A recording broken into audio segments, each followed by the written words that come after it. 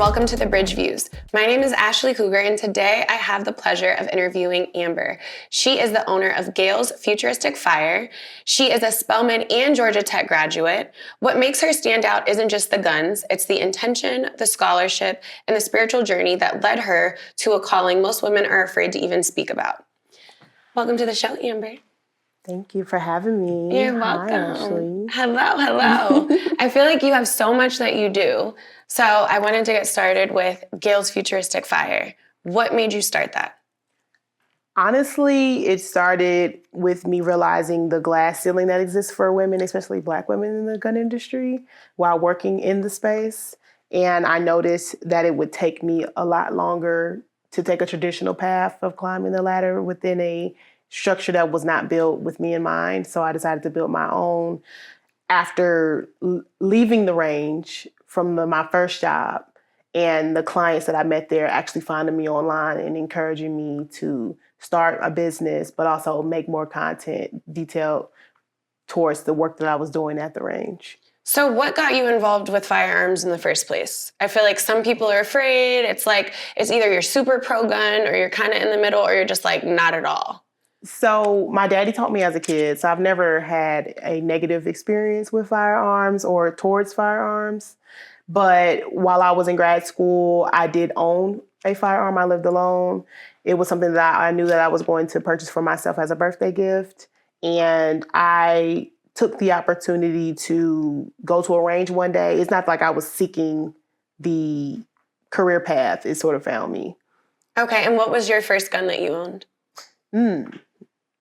I believe, I don't remember the first BB, but I know the first gun that I purchased was a Springfield XC9. Okay. Yeah. And did your dad help you, like, did he cultivate this or was it just like safety and shooting, knowing how to protect yourself? Like, what was that like? It was strictly him trying to teach me how to shoot in the backyard.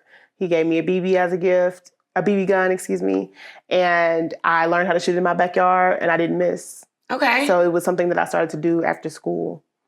And then from BB guns, you kind of just went from there? Well, there is a big timeline between me learning as a child and also picking it up as an adult. Okay, so when you picked it up again as an adult, what did that look like? That looked like me literally purchasing my first firearm, going into a range. Well, I actually purchased it offline and I went to a range to pick it up through my background check. And it wasn't the most pleasant experience. No? What happened? I went into the range. They didn't acknowledge me at first because it seemed like I guess they thought I was lost. But I walked in and I walked up to the counter and I let them know that I had made a purchase and I wanted to pick it up. And they initially were asking me questions like the type of firearm that I purchased, and I knew that was not standard. Okay. And how'd you know it wasn't the standard? I looked it up. Okay. Mm-hmm. So I knew that they were inquiring about me before I had even filled out the 4473, which is the form for background checks. Okay. So I could tell that the person who was going to go through with that transaction was sort of profiling me. I could not tell you whether or not if my presentation would have been worth profiling. But yeah, those are some experiences I witnessed in my first firearms purchase, and then being on the flip side, I experienced working with others who do background checks. How old were you when you purchased, like when this experience happened, how old were you? I was 22. Okay. I've never purchased a gun online, but I have done it in person. And it's like you walk in, you fill out a form, they do a background check. It might take like an hour or two. You can stay and browse around. And then it's normally approved. And then you're able to buy your gun, buy your ammo, and then go. Right. That was not your experience? I bought it off an online site. Okay. So how does that work? So you can use an online retailer. You enter that information. It's like buying some clothes. Okay. But the address isn't your home. It's the nearest federal firearms licensee to your house or your favorite gun range or favorite gun store. So technically they shouldn't have asked you any questions because all of that would have been done online for them to send the gun, right? No, the background check doesn't happen until you go to the range. So the same experience that you have when you go into the range just to purchase one is the same experience I would have if I purchased the firearm from an online retailer because they have to do the same due diligence. But they let you, this is where I find like a little disconnect. Okay. So they let you buy it, ship it to the store, but then what if you don't pass the background check? Then it is returned. Got it. Okay. Usually there's different fees that are added on to if like you get denied for whatever reason, Got or if you're delayed. More than likely, the fees that you've already paid, there is a transfer fee, but there's also a fee for the firearm itself, especially if you're not buying it from the same entity. Okay. And when you get it to the range, they charge you a fee just for the paperwork. So whether you get a decision of proceed, deny, or delay, that fee is not something that is refundable usually. It always seems like such an easy process to get a gun in the US. Like you can buy a gun from Walmart if you want to. I know you've traveled a lot and you've been to a lot of different countries. What do you think about our laws here? Well, I think that's a twofold question, because if you ask me about the laws, you'd have to ask me about the culture. Okay. The laws uphold a structure within our society that reminds us daily that we should not depend on the government to provide all of our protections, and we should have things in store and in place for us to protect ourselves and the ones that we love. Do you feel like everyone should own a firearm? Absolutely. What do you feel like? So our gun laws are very laxed, and I think you have to be 21 to purchase a gun. Is that correct? Really 18 for a long rifle and Okay. 21 for a handgun. Okay, so you can buy it as young as 18 and as old as 21, and then it's kind of lax. Like as long as you don't have a felony, for the most part, you're able to purchase a gun, correct? I wouldn't call it lax. I would say that the background checks are as thorough that the NICS system has allowed it to be. And it has gotten stricter over the years as far as what is included in those background checks and what is assessed. I will say that the ATF is not funded enough to ensure that people who are being misleading in their answers on a 4473 background check, that they struggle with even catching those type of red flags. But to your point, if they're just profiling certain people, would they catch them anyways? Not necessarily. Because the average school shooter doesn't look like you or me. No, absolutely. So if they're not asking those questions, it's not really... Well, when you think about the average school shooter, they're usually someone that's getting that or acquiring that firearm from a parent or someone that also lives in the home who has instilled that belief for their choice to harm children or others in public places. So, like I said, the laws also are, that law question is really one that can be a double-edged sword when you answer it, when you're considering culture. So what are you thinking of when you think of culture? What do you mean? Because I think of firearms? Yeah, because I feel like depending on where you grow up or who you're around, you could easily fall into the, oh, Black people just carry guns. But then when I think about white people I grew up with, they hunt, they grow up just shooting things in the backyard, similar to what you were saying. So it's like, I think it just depends on the media. What are you referencing when you say the culture? When I say the culture, I'm more so focused on the context. So we're talking about school shootings. We can talk about laws, and I can tell you that I do not agree that firearms should be used to harm children for any reason. But I could also give you on the flip side that I believe that all children should have access to gun safety education and should be trained to learn how to protect not only themselves, but their family members if firearms are accessible in the home. But those two things require education over legislation. Right. And who would that fall to educate? Parents, or, because I know, I'm not sure how the process is here, but like in Florida, when I got my concealed, it was very easy. Mm-hmm. Like you barely had to shoot an exact target. You just had to be in the general area. So what do you think that education looks like? Education definitely looks like ensuring that qualifiers are in place for concealed carry permits. But, you know, when we think about reciprocity of laws in different states, every state doesn't have the same allowances of what you can do with a firearm or even owning one. So I think to better answer your question, I believe that maybe you should repeat it so I don't go too much on a tangent. No, you're fine. I kind of like where you're going, so keep going. No, answer it again though so I can keep going. I was asking, what did you think culture, rise, and education? Like, where's the education lacking? Who does that fall on? Should it be like state mandated where it's like, okay, similar to the education system, once you're 12, how we used to have home ec, you're going to have a firearms and safety class and you're going to learn every part of the gun. Is that what you're saying? Or are you saying like state to state, it's up to the state if they feel like it's a necessity? Because New York wouldn't need that. Well, that arguably New York would, being that but it's illegal to own. It is illegal to own doesn't mean it doesn't exist. Right, but I would think if you're in a state and you're teaching children how to deal with a firearm, that they would assume that they're allowed to deal with a firearm because they're learning it in school. So if it's something that doesn't exist, like in Canada, they wouldn't teach a firearms class. Or, there are classes, though. There are, but I mean in school. Well, and what I am more so just letting you know is that I believe that everyone should have access to proper education to respect and handle firearms in all platforms safely. Okay. And I believe that should be something that is done across the board, because regardless of what the state that you live in's requirements or laws are, people break rules every day. And there are states that, like, there's someone in a state that does not allow firearms that has one. Oh, for sure. So education should, and the responsibility of education should fall, of course, on the state, but at home, the family unit is the original state.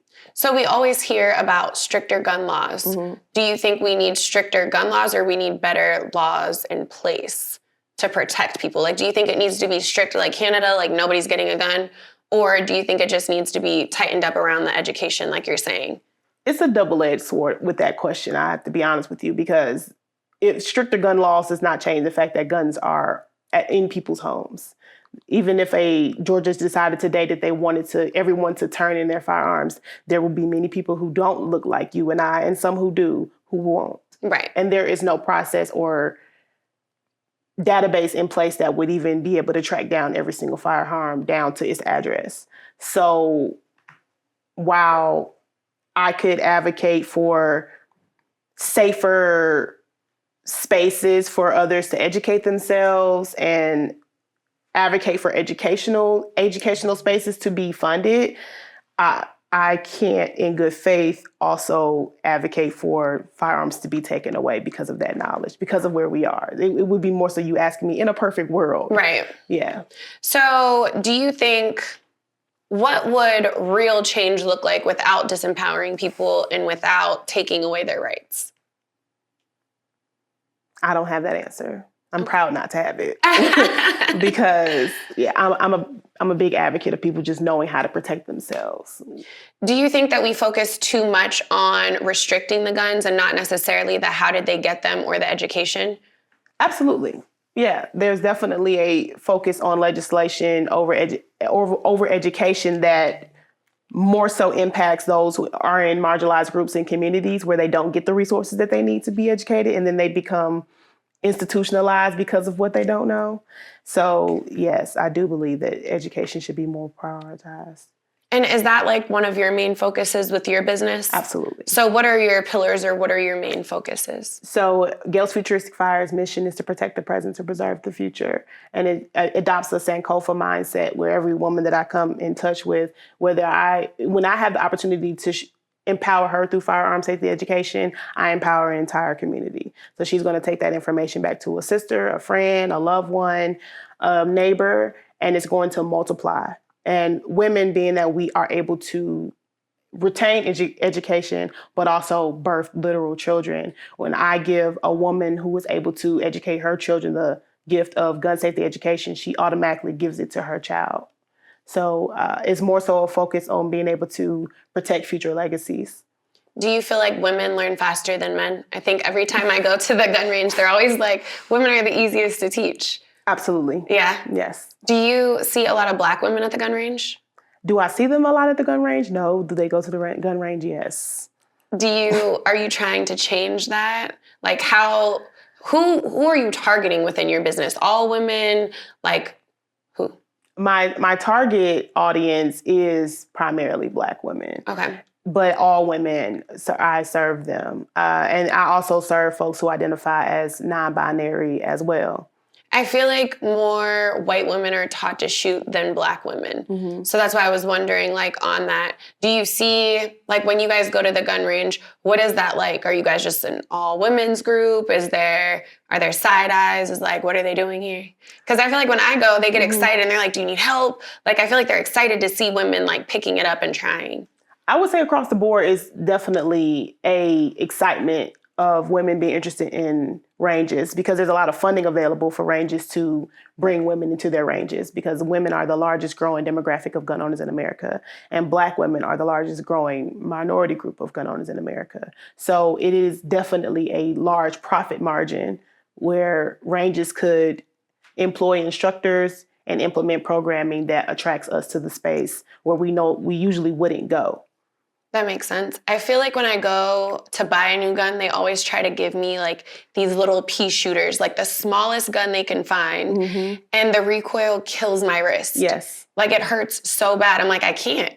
And then when I like try to point something else out, they're like, no. Like you need this pink little gun right here. Do you have a gun that you would suggest for women just starting out or anyone just starting out, like a good first gun to have or to try?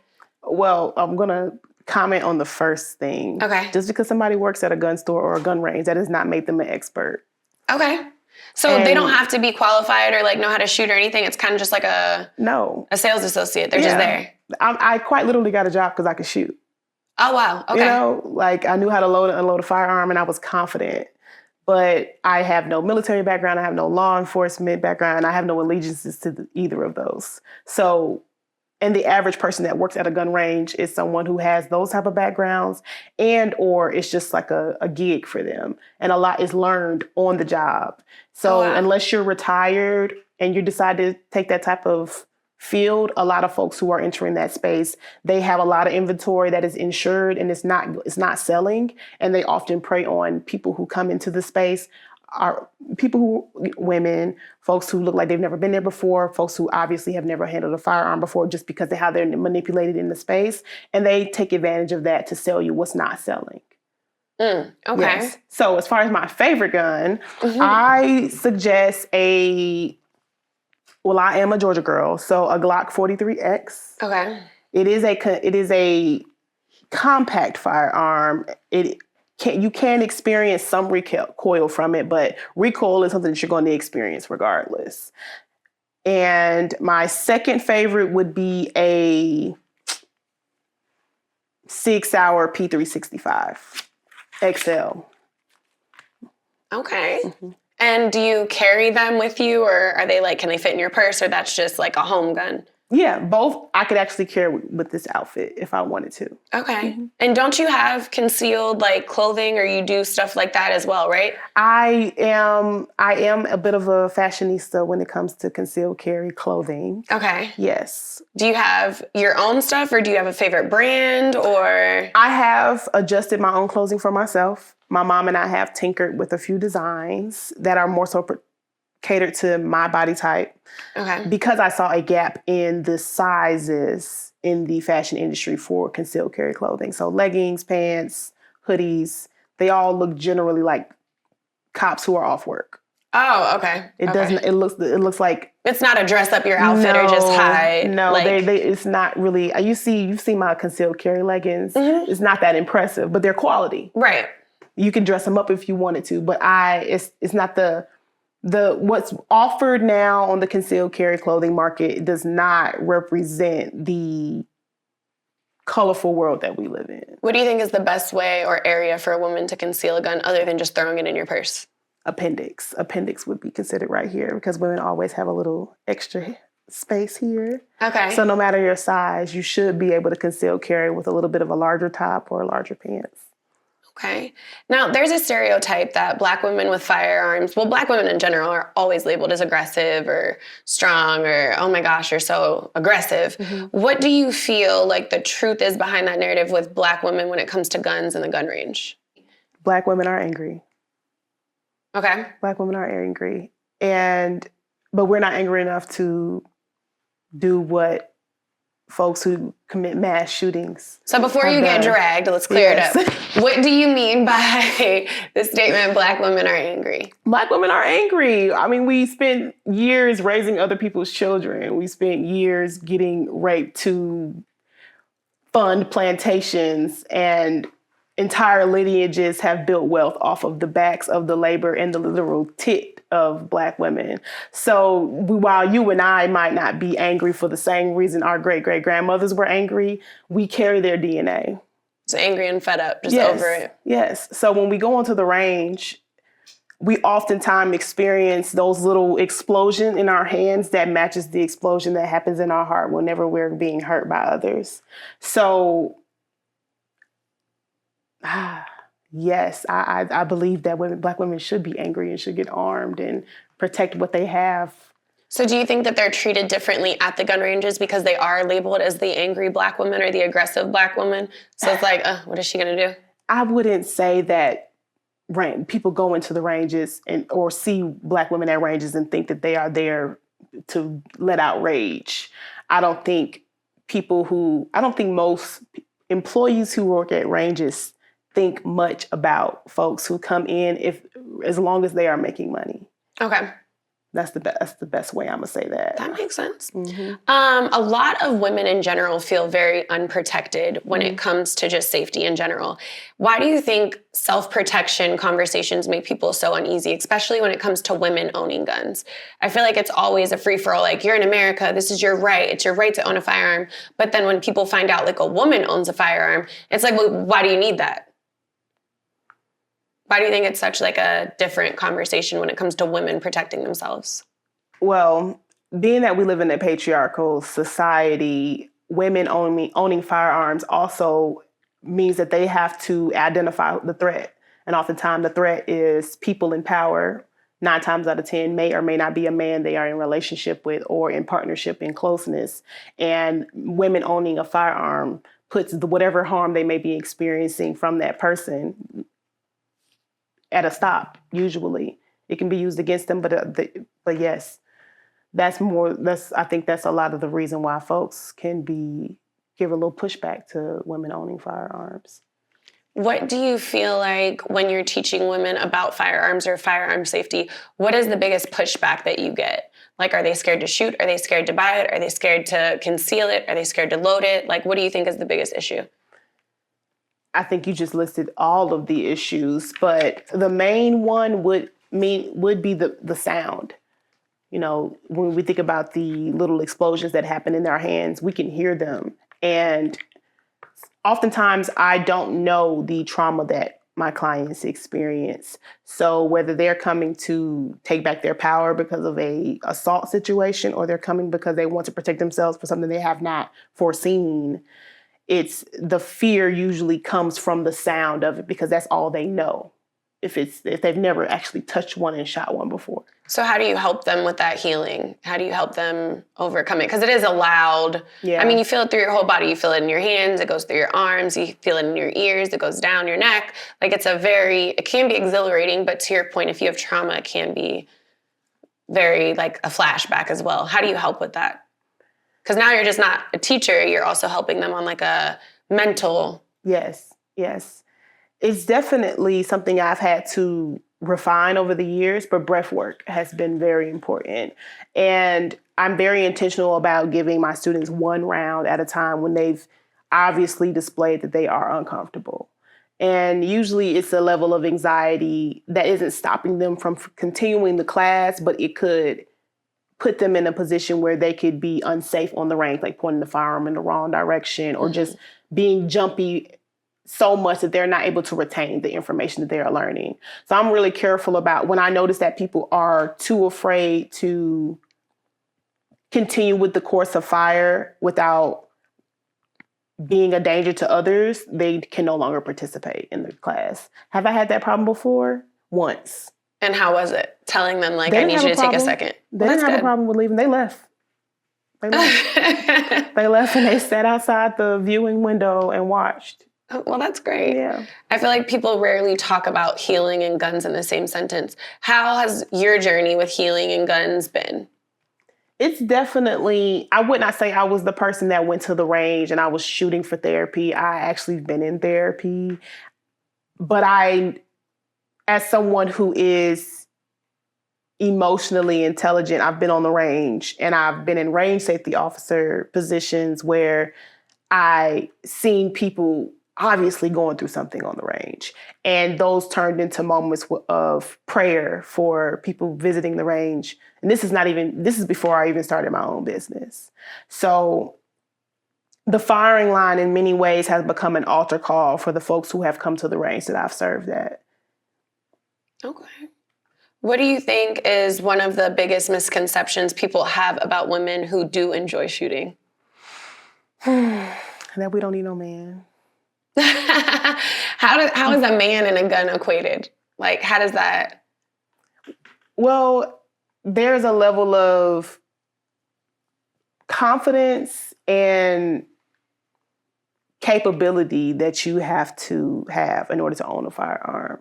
And oftentimes I come across men who don't know how to do what I know how to do with the platforms that I manipulate and have taken offense in a way that I can't control. And what I mean as they've responded as if they didn't feel capable enough. Like I've even had men like flex like they own firearms and they don't. And I'm just like, that doesn't matter to me. Like, can you fight? Can you protect yourself somehow? Can you run?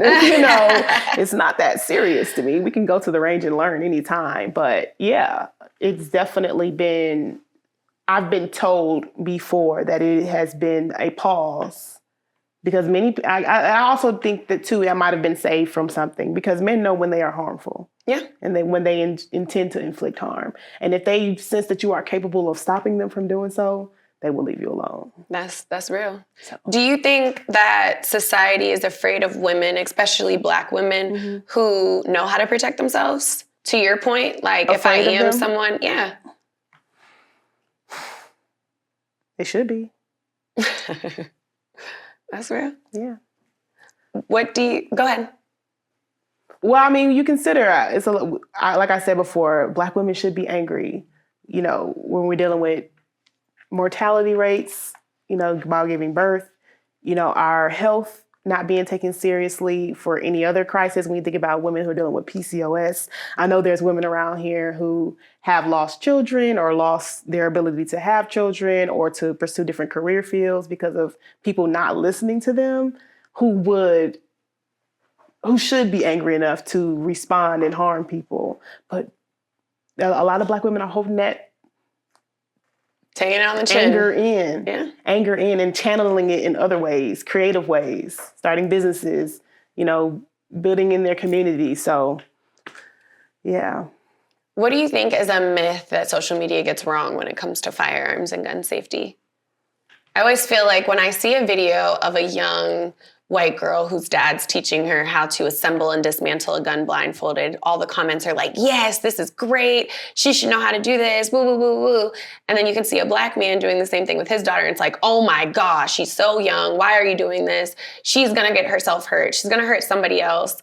What do you feel like is a myth people get wrong? Or do you think that it's just more Black versus white? Do you think it's more acceptable for one side than the other? That's a tricky question because I've seen it too, the stark differences. And then I think that becomes a culture conversation. Mm-hmm. Hunting and gathering and shooting is inherently Black. It's tribal. A lot of people are not connected to their roots of understanding resistance in any means, whether it be with their voice, with their hands, or a weapon. So I don't really listen too much about that. So yeah. Okay. When women walk into your class and come out more confident, what does that do to you internally? Like, how does that make you feel? Aligned. Because you couldn't have told me 5-10 years ago, even though I started this 5 years ago, it was a seed. There have been many obstacles that should have stopped me before arguably the world knew that I was the gun lady. So. What's one aha moment that you've had or you've had with a client throughout your experience teaching your classes?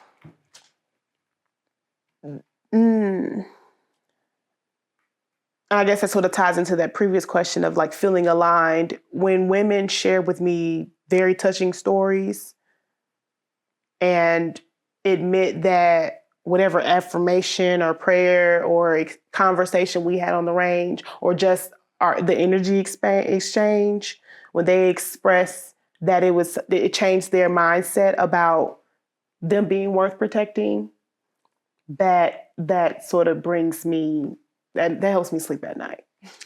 Because I did not want to go in this and just like, you get a gun, you get a gun, you get a gun. You know, there needed to be strategy.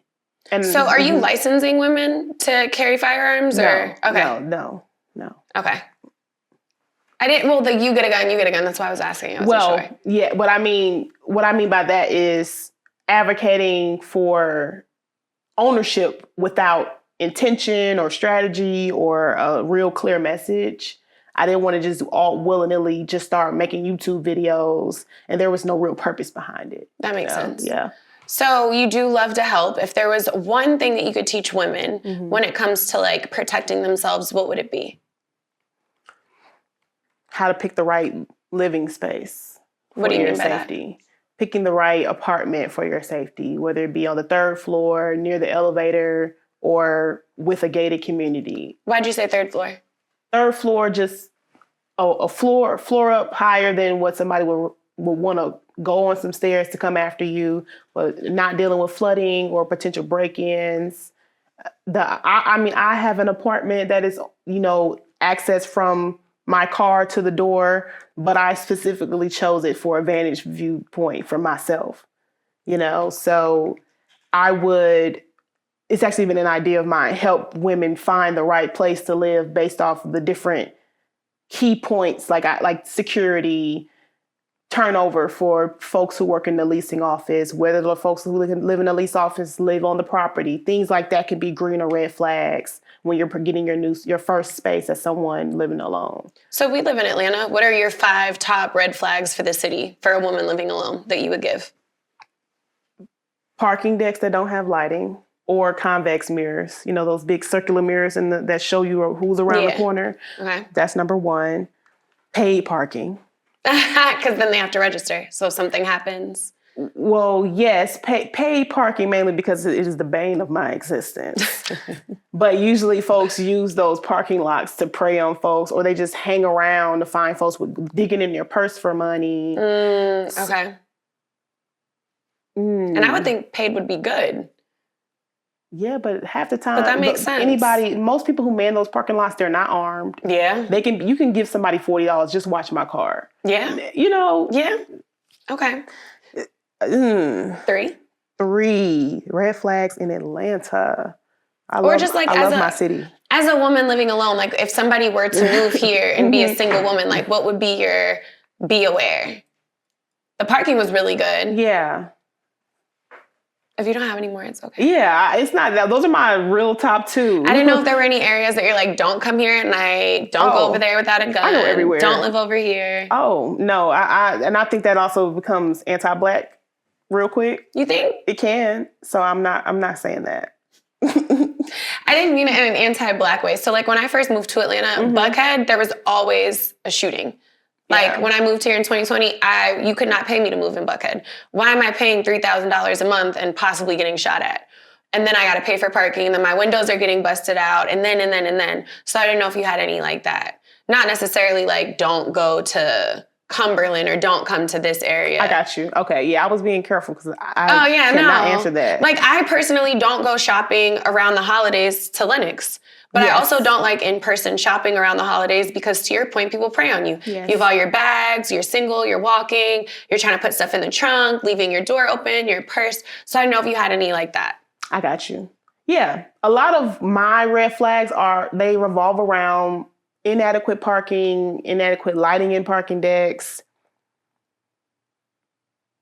What do you have for, and this was an issue I had when I first moved to the city, you have to valet everywhere. Yeah. So when you do your concealed weapons, you can't take it in. You don't want to leave it in your car. Yeah. So what is your suggestion as a form of like protection, or what do you do? Do you keep it in your car and it's just locked somewhere, or? I always recommend folks to invest in a biometric safe. A Vault-Tec safe. It can only be accessed with a master key, or your thumb, right? Your thumb or your fingerprint, and you can put it in the tire in your trunk in your car if you like. Okay.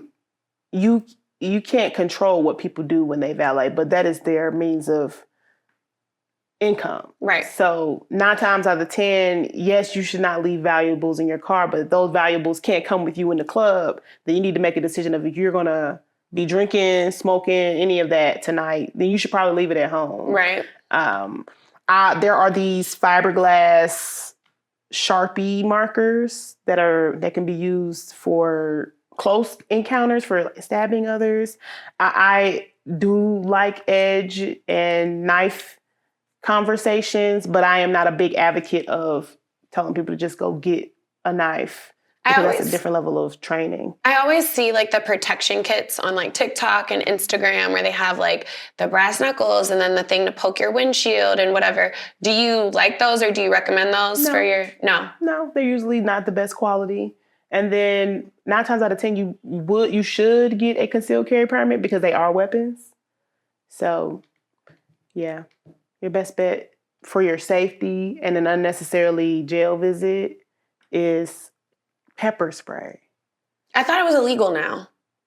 Depends on where you are. Okay, but it's legal in the state of Georgia? Mm-hmm.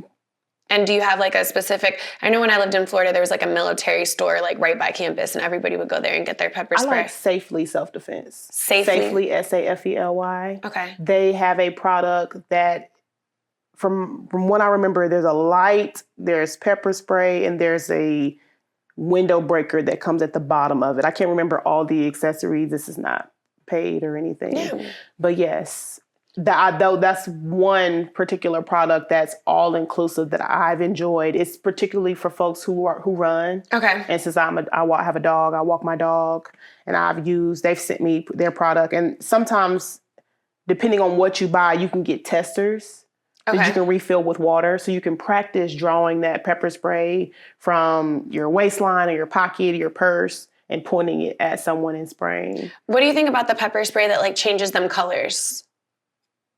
You like product where you spray it on them and it lights up like when you're stealing? Yeah. I think it's creative. But you don't think it makes a difference? If it doesn't stop the encounter, then it's definitely something that can convict someone of an attack or something like that if they got away. If you wanted to describe someone like, hey, I sprayed them with this and their clothes should be like this, but clothes can be easily disposed of. You know, when you're thinking about, there's a lot of variables. There isn't the perfect accessory for self-defense other than your own mind. Okay. Do you think, or how has your education between Spelman and Georgia Tech helped with your leadership in firearms and like who you are today with entrepreneurship and teaching and everything? Both educational experiences have informed how to navigate various groups, social groups, and professional spaces, and have informed how I conduct business, not only as an instructor, but as a leader in the firearms space. It's definitely put a little bit of a straightener in my back when I walk in the room, because I can spot another one of me. And it is a constant reminder that I was already that girl before I entered the space where I might not get my hand shaken by the CEO of a manufacturer company. Like, it doesn't kill my confidence because I'm still her. So what does embodying your calling look like for you right now? Like, what's changing? What's evolving? Right now, it's literally trusting that my almost 7-8 years of experience is enough to do what I've been called to do. Like, I could enroll in more classes, but I'm overqualified for what I'm currently doing in business. And I'm at a point where I am being called to step up and do more and go harder because I have the capacity to do so.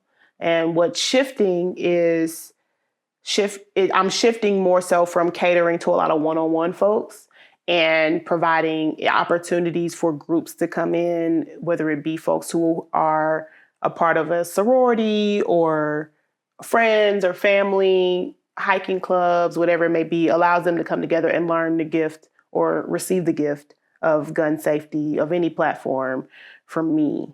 And it's helped me to expand my offerings to folks who have similar interests outside of firearms other than me only looking for people who are strictly looking for firearm safety for court appearances, or they just purchased their first firearm. I've been able to branch out and offer curriculum that also inspires teams to work together a little bit better. Do you do a lot of corporate or one-off groups, or do you have more? Yeah. Yes. Okay. Yeah. Is that your favorite? Like, It's what's my your favorite favorite group to work with? I love working with corporate groups. Yeah? Because they pay well. And then everybody's just like, oh my God, my boss wants to go to the range with me. And it's appropriate, and it helps folks to see that firearms are accepted in most spaces. And it's a sport at the end of the day. It's not about harm. It's not about a lack of safety. It's a sport. And I can introduce it to people from that lens. What entrepreneurial do you wish you would have started sooner within your journey in your business? Sooner? Or is there anything you wish you would have done differently? I definitely wish I would have been a little bit more audacious in how I produce my marketing. Okay. I definitely think that early on I could have attracted a lot of nonsense, though, if I took it to that creative route. Like, you can take that blaxploitation style and take photos with firearms, and you can post it. But if people don't know that you can shoot or that you can educate others, you kind of just turn yourself into a caricature. Mm-hmm. So I'm glad that I didn't do that, but I am about to start. So you don't think that you could have been like the character that they fall in love with the character, and then it's like, oh yeah, and she can shoot and she teaches? Like, it doesn't necessarily just have to be like, I don't know where you were trying to go, but it doesn't necessarily just have to be like this sexy. It can be both. Yes. Well, I think I realized that I really wanted to make sure I got the respect. Okay. And do you feel like you have that now? Yeah. And I don't think I realized I had it from the jump. What are like all of your accolades or accomplishments so far within your industry? I've been nominated twice by industry peers as the most influential female of the year at the Gundies. The Gundies is the gun industry version of the Grammys. Okay. And it is an opportunity for folks who are competitive shooters, Olympians, women, political advocates to be highlighted in the particular area. There's influencers on the list. And in many ways, I kind of check all those categories with how I show up in the world. So you competitively shoot as well? It is something that I have taken an interest in. I have gone to competitions, but it is not something that I'm actively doing consistently. Okay. Mm-hmm. That's fun. So what are the other awards? Let's hear them all.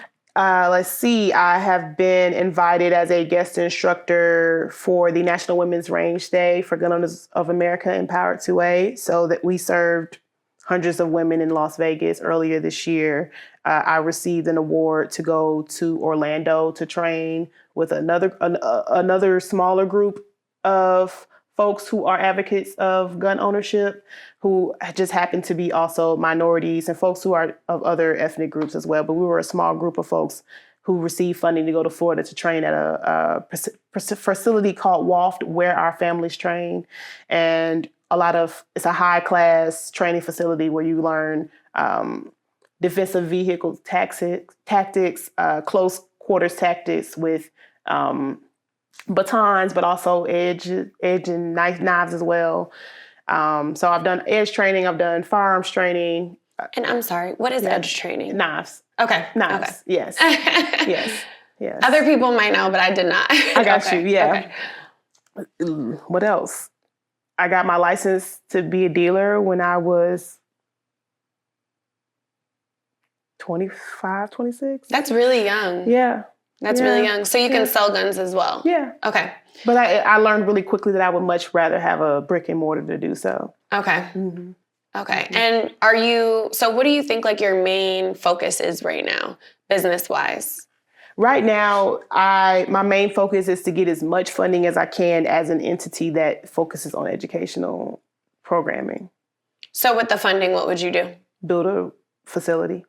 And then do what? Like, is it a training facility? Is it just a shooting facility? Is it selling? A wellness facility, more so focused on. Most range spaces do not have any wellness activities involved in it unless it's like a add-on workshop. And I'd like it for it to be a space where it's like, if you wanted to go Pilates, you can come to Pilates. But if you want to go to a range class, you can go to a concealed carry dynamics class. So I want to, and also I'd like a restaurant to be included in it, because usually the biggest issue when we go to the range as ladies is there's no food and the restrooms aren't taken care of like we'd like them to be. And then my arms, like depending on what I'm shooting, like there's a lot of fatigue. Yes. Like I did a combat training class last year and my arm, I had like the biggest bruise. Yeah. Like it's very taxing. Absolutely. My wrist was killing me. You need to add like a massage therapist. You need Absolutely. To have a chiropractor. Yes. Like you need to turn it into a whole thing. Yes. Because I feel like it would be better. I know, and state to state, it's so different. But Daytona had a gun facility where they had a bar inside, which I was like, this cannot be a good idea. But they would do like happy hour and ladies' night where you could get like 2 free drinks and shoot. And I'm like, this is crazy. And you can only patron the bar after you shot. There's a couple spaces all over the U.S. that do have the similar model, but it's less than 20. Right. So it's a very new idea, a new concept, but it can be done. And you would want to focus on food. Would you have drinks? I would have drinks. Okay. It's just not as easy to straight go into opening a business dealing with firearms and food and alcohol. And a wellness center. And wellness. Those are different types of permits. Yeah. So you start with what you can do. So what would be your start? You can do what you want to do. The start would genuinely just be land outdoor training. Okay. Because ranges take time to build. And outdoor spaces allow folks to be able to train while moving, but also they get an idea of what it looks like to defend themselves in a real scenario. So you would do combat training? Combat can, I would more so say tactical. Okay. Because combat sounds more so like hand-to-hand war.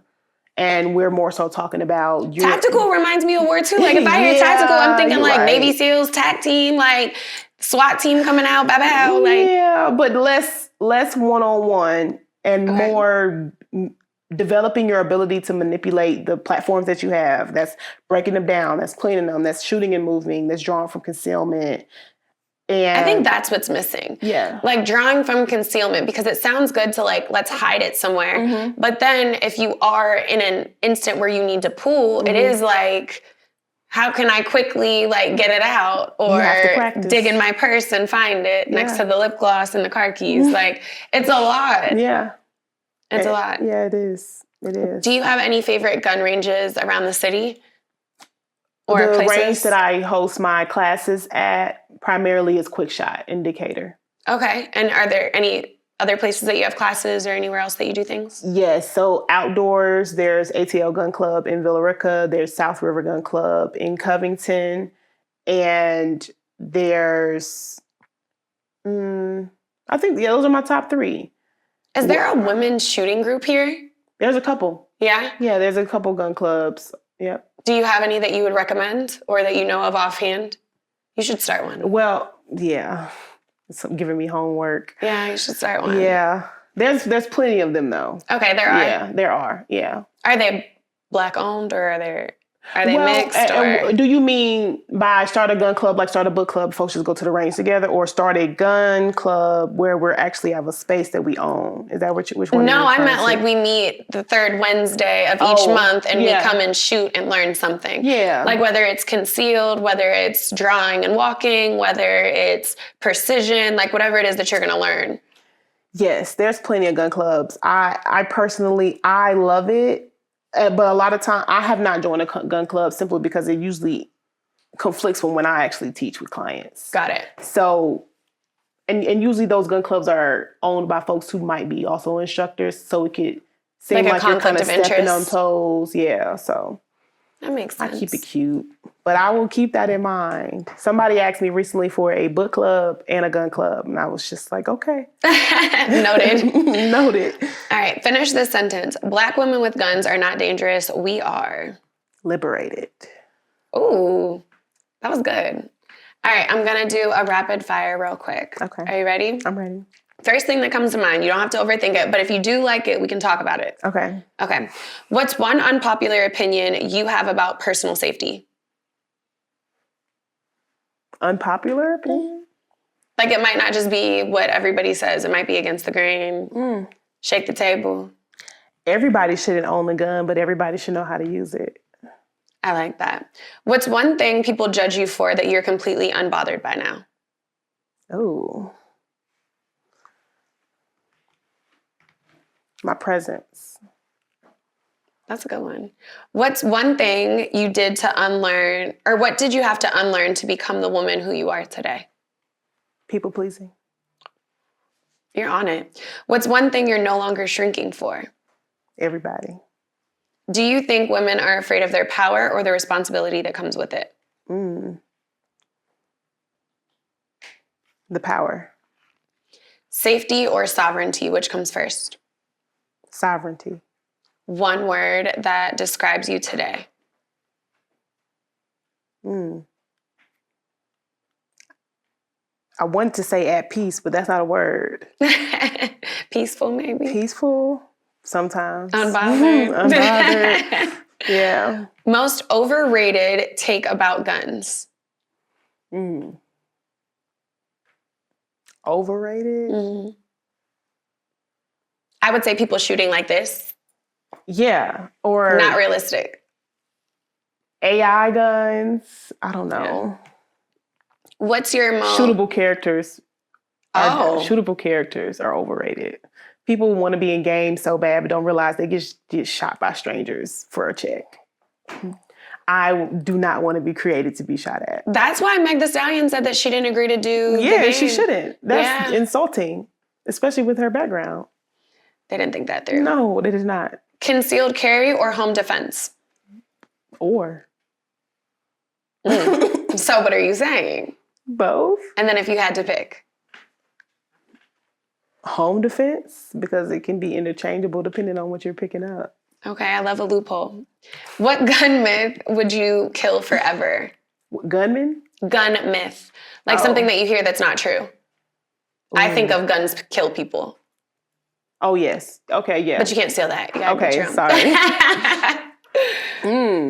I'd say the myth is that there is such thing as a girl gun. That there is no such thing as a girl gun. There is a such thing as a girl gun. That's a myth. Okay. That there are girl guns. All guns are for girls. Yeah. Okay. And what's your main pick for your female gun? There are no female guns. Or what would you recommend that's easier to shoot? Because isn't that the thing? No. So what is it? So that's a myth then? Yes, that's a myth. The firearms are made to be smaller for humans that have smaller hands, but don't consider the fact that there are small explosions happening in our hands, and the smaller the frame of the firearm, the more that impact, that recoil you feel as a individual. And usually you need a larger firearm so that you're not dealing with recoil that is unmanageable. So oftentimes women are sold firearms that they can't manage because of those little explosions that recoil is uncomfortable. That makes sense. Yeah. So what's next for you? What do you have? What's coming up? What's going on? What's the next steps? So the Gundies is January 19th in Vegas. So voting is happening now every day until the 15th. Okay. So I will be there. I will be at SHOT Show. I'm turning 30. Okay. Yeah. So happy birthday. Yes. Thank you. You're welcome. In advance. Yes. Thank you. And next year, I am putting a major focus on my 30-day program, which is the Range Doula program. And it allows me to work one-on-one with anyone who enrolls for anything that they may need. So it starts off with a range bag with everything that they would need for their average lifestyle. And it's pertained to the firearms that they're bringing, the platform that they're bringing in for the program. They go to the range as many times as they would like to, but a minimum of 4 times, just to ensure that the lessons are properly ingrained. They get access to an online classroom. This sounds amazing. Yeah. And you're opening the doors for this when? It actually opened on Thanksgiving Day. Okay. And the program starts in February. Okay, that's super exciting. Are you limiting the seats or anything like that? Yeah, How many? I have 4 out of 5 left. Oh, okay. So I work with 5 women like a year. Yes. That's amazing. Yes, it's really cool. It helps me to develop a closer relationship with my clients versus them coming to a one-off class and just constantly messaging me. It's more so an ongoing experience where we can go over malfunctions, we can go over cleaning. It's not just them doing a la carte different services. It's whatever we can come to mind with within 30 days, we'll do it. Okay. I love that. And then is there anything else that you would like to share with women or any gun owners or any advice, any tips, anything? You can always come to Gayle's Futuristic Fire for all your gun safety needs. And of course, you can reach me at futuristicfire.com. Amber, thank you so much. I really appreciate all the information and you sharing everything in your voice and your commitment to women and just helping people become more responsible, safer, and just feel more comfortable with owning firearms, especially in a time when society is trying to convince us that you don't need to protect yourself. I think it's great that as women, we have this option and this ability. So thank you for coming. Thank you for having me. Of course. And thank you guys so much for watching. This is The Bridge Views. I'm Ashley and that was Amber. All of her links will be below. Please check them out. If you're interested, if you have any questions, comments, concerns, like, comment, subscribe. And until next time, bye guys.